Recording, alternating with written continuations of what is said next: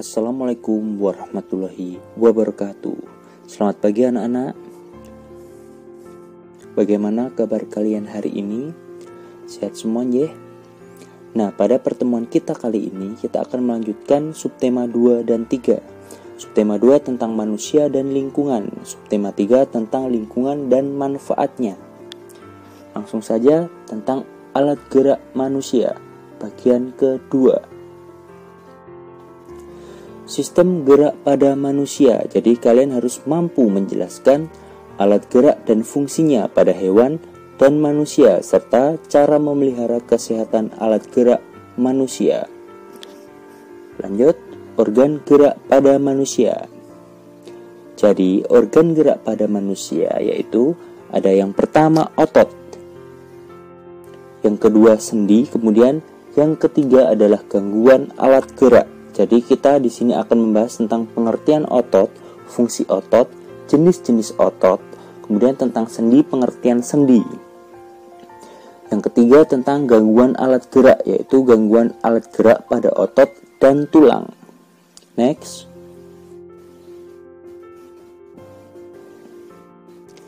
Yang pertama kita akan bahas tentang otot. Otot adalah jaringan yang ada di dalam tubuh manusia berupa alat gerak aktif yang menggerakkan tulang sehingga menyebabkan suatu organisme atau individu itu dapat bergerak. Jadi kalian bisa bergerak itu karena adanya otot. Fungsi otot pada manusia yang pertama, menjalankan dan melaksanakan kerja, contohnya untuk berjalan, kemudian mengangkat dan memegang sesuatu. Itu adalah fungsi otot. Yang kedua, menggerakkan jantung. Jadi, secara tidak sadar, jantung kita itu digerakkan oleh otot. Yang ketiga, mengalirkan darah yang terdiri atas zat-zat, yaitu nutrisi, kemudian oksigen, dan lain-lain. Kalian bisa buka buku pena kalian halaman 42. Next. Jenis-jenis otot. Yang pertama itu ada otot polos. Otot polos mampu menggerakkan organ tubuh tanpa kita kendalikan.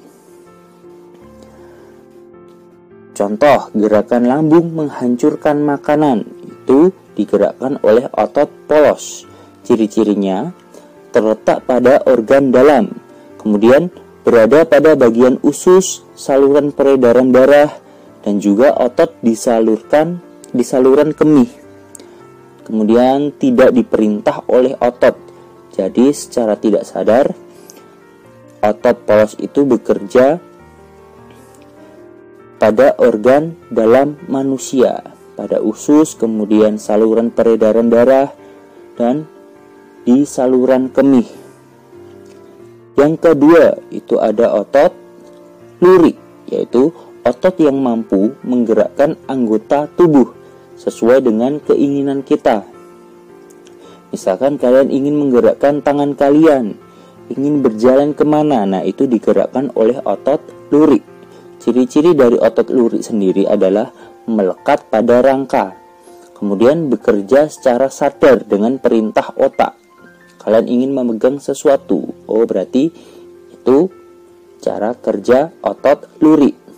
Kemudian cepat dan mudah lelah, jadi bisa merasakan lelah. Itu adalah ciri-ciri dari otot lurik. Yang ketiga, otot jantung. Jadi otot jantung itu adalah otot yang menggerakkan jantung, berfungsi dalam memompa darah ke seluruh tubuh. Ciri-cirinya bekerja tanpa kesadaran manusia. Jadi otot jantung itu bekerja terus-menerus dan tidak membutuhkan istirahat. Apa jadinya kalau otot jantung kalian berhenti bekerja? Otomatis jantung kalian tidak bisa memompa. Nah, jadi otot jantung itu bekerja secara terus-menerus tanpa kesadaran manusia. Next. Yang akan kita bahas selanjutnya itu tentang sendi. Bisa dibuka Bu Pena halaman 47 tentang sendi.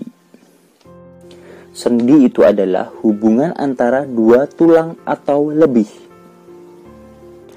Macam-macam sendi pada rangka manusia. Di Bu Pena kalian sudah ada sendi-sendi tulang dan macam-macam gerak otot. Nah, itu ada gambar tulang belikat, tulang lengan atas. Jadi mereka berhubungan antara dua tulang atau lebih. Tulang pinggul, kemudian tulang paha. Yang pertama itu sendi peluru. Jadi sendi peluru itu menghubungkan antara satu tulang yang mempunyai satu ujung bulat yang masuk ke ujung tulang lain yang berongga seperti mangkok.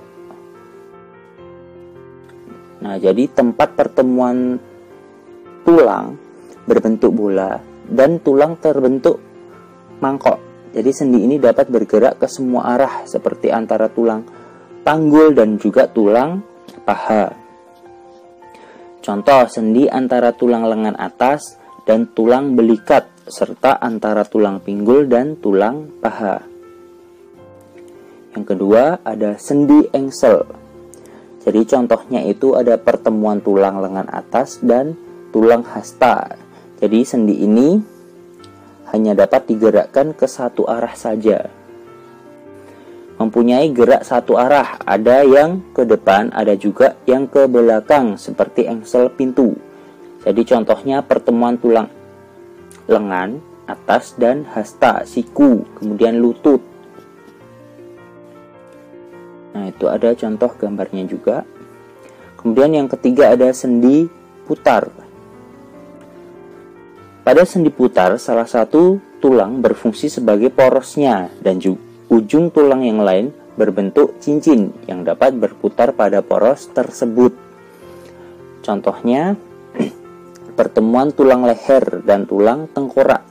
Jadi sendi ini dapat digerakkan memutar. Diingat ya anak-anak.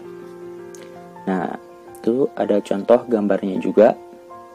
Next. Sendi pelana. Jadi sendi pelana itu adalah pertemuan antara dua tulang yang berbentuk seperti pelana.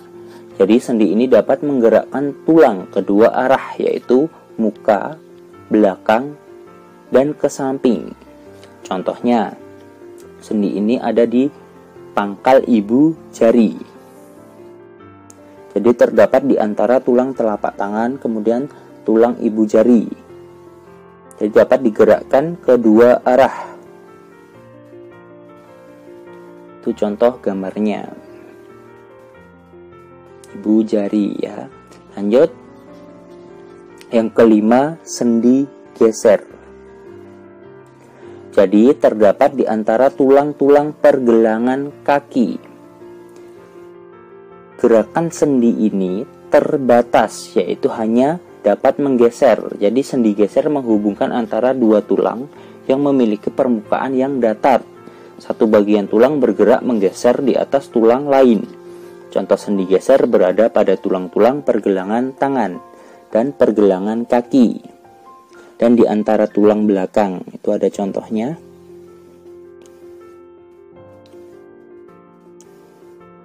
Nah, yang ketiga, kita akan bahas tentang gangguan alat gerak. Kalian bisa buka Bu Pena kalian halaman 55.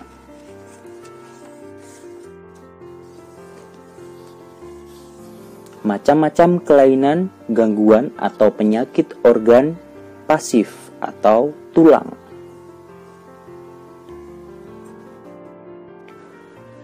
Fraktura atau patah tulang, jadi kelainan pada tulang akibat kecelakaan, baik kendaraan bermotor atau jatuh, itu menyebabkan fraktura atau patah tulang.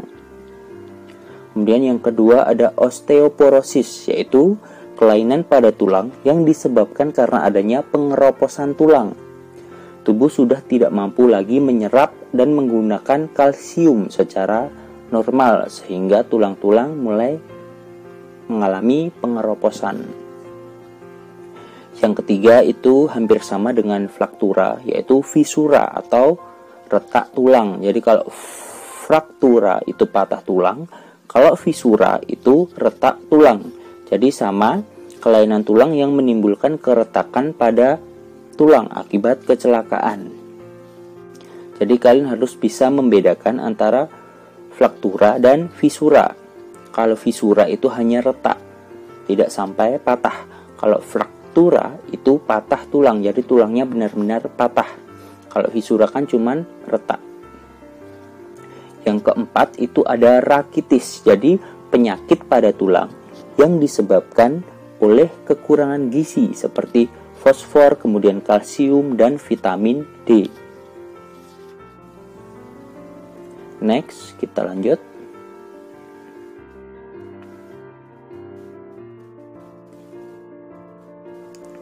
Kemudian yang kelima ada skoliosis, lordosis, dan kyphosis. Skoliosis, lordosis, dan kyphosis. Apa itu? Kita lihat bersama. Yang pertama, skoliosis, yaitu kelainan tulang punggung ke arah samping membentuk huruf S. Itu kelainan tulang, jadi tulangnya membengkok ke arah samping. Itu dinamakan skoliosis. Kemudian lordosis, kelainan tulang punggung membengkok ke arah depan. Jadi yang kalian perhatikan adalah bentuk tulangnya. Tulangnya membengkok ke arah depan, samping, atau belakang. Kalau ke arah depan itu namanya lordosis. Nanti kalau ada soal, kalian perhatikan posisi tulangnya, bukan posisi tubuhnya ya. Kyphosis, kalau kyphosis itu kelainan tulang membengkok ke belakang. Nah, tulangnya itu membengkok ke belakang. Jadi biasanya penyebabnya kalau kalian belajar membungkuk, menulis membungkuk, nah itu menyebabkan kyphosis.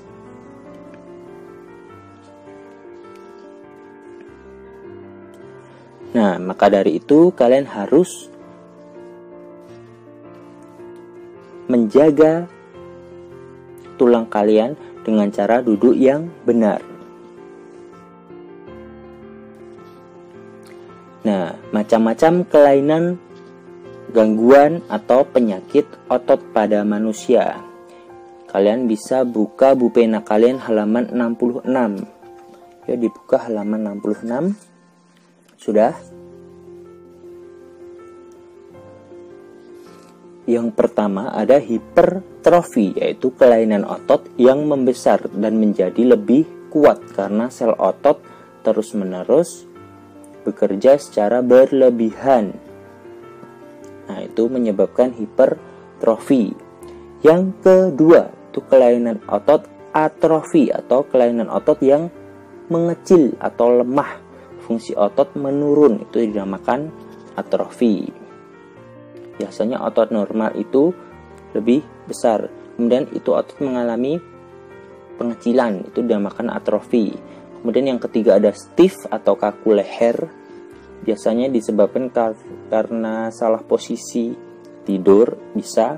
Jadi kelainan otot karena adanya peradangan otot trapesius leher. Penyebabnya adalah gerakan yang menghentak secara tiba-tiba atau salah gerak.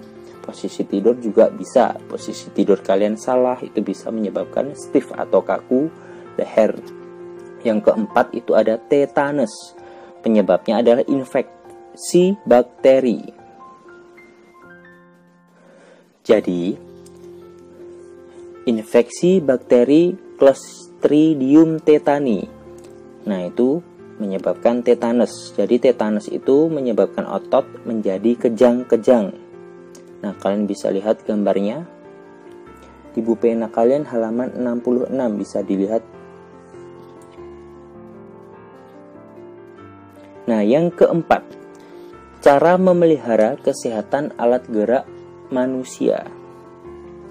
Bisa dilihat lagi kembali ke halaman buku pena halaman 54, yaitu kalian bisa makan makanan yang bergizi.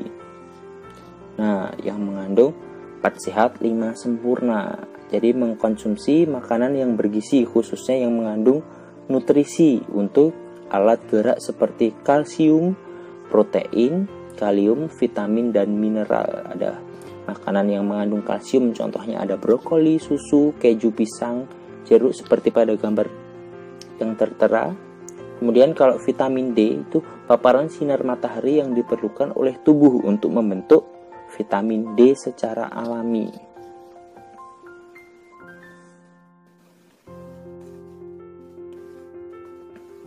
Kemudian yang kedua, posisi tubuh tegak saat berdiri.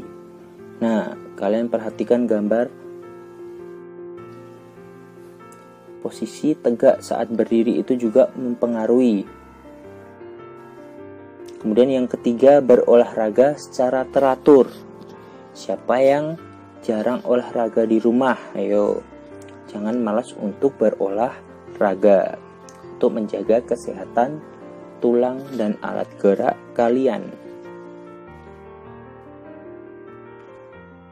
Nah, di situ juga ada posisi yang salah, menaiki tangga dengan posisi membungkuk itu tidak boleh karena menyebabkan tulang belakang membengkok ke arah belakang. Menuruni tangga dengan posisi membusung itu menyebabkan tulang belakang membengkok ke depan. Itu berkaitan dengan skoliosis, kifosis sama lordosis tadi ya. Kemudian tidur dengan posisi miring itu menyebabkan tulang belakang membengkok ke depan. Atau bisa menyebabkan stiff juga ya posisi tidur.